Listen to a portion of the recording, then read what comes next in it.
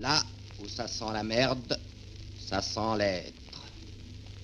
L'homme aurait très bien pu ne pas chier, ne pas ouvrir la poche anale, mais il a choisi de chier, comme il aurait choisi de vivre, au lieu de consentir à vivre mort. C'est que pour ne pas faire caca, il lui aurait fallu consentir à ne pas être, mais il n'a pas pu se résoudre à perdre l'être, c'est-à-dire à mourir vivant. Il y a dans l'être quelque chose de particulièrement tentant pour l'homme. Et ce quelque chose est justement le caca.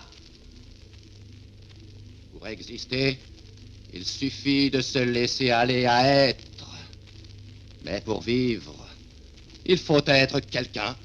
Pour être quelqu'un, il faut avoir un os, ne pas avoir peur de montrer l'os et de perdre la viande en passant.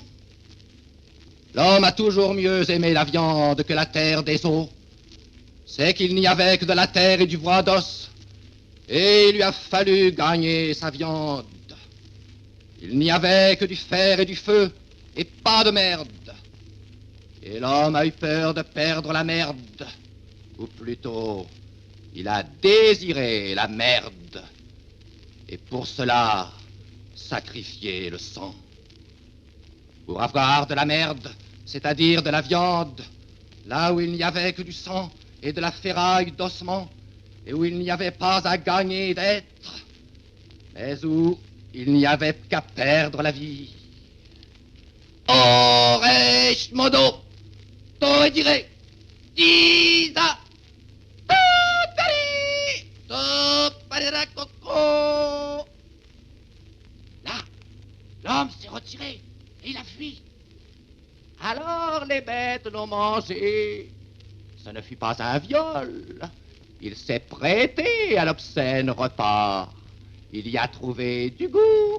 Il a appris lui-même à faire la bête et à manger le rat délicatement. Et d'où vient cette abjection de saleté? De ce que le monde n'est pas encore constitué, ou de ce que l'homme n'a qu'une petite idée du monde et qu'il veut éternellement la garder. Cela vient de ce que l'homme, un beau jour, a arrêté l'idée du monde. Deux routes s'offraient à lui, celle de l'infini dehors, celle de l'infime dedans. Et il a choisi l'infime dedans, là où il n'y a qu'à presser le rat, la langue, l'anus ou le gland. Et Dieu lui-même a pressé le mouvement.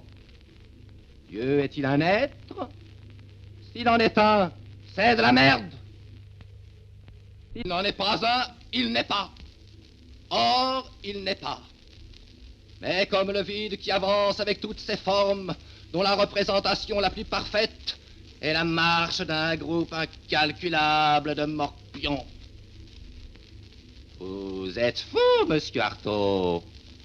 Et la messe?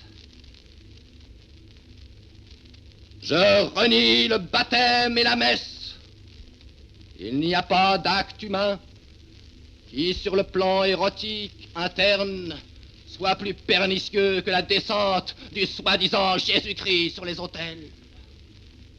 On ne me croira pas, et je vois d'ici les haussements d'épaules du public, mais le nommé Christ n'est autre que celui qui, en face du morpion Dieu, a consenti à vivre son corps, alors qu'une armée d'hommes, descendus d'une croix où Dieu croyait l'avoir depuis longtemps cloué, s'est révolté et bardé de fer, de sang, de feu et d'ossements, avance, invectivant l'invisible, afin d'y finir le jugement de Dieu.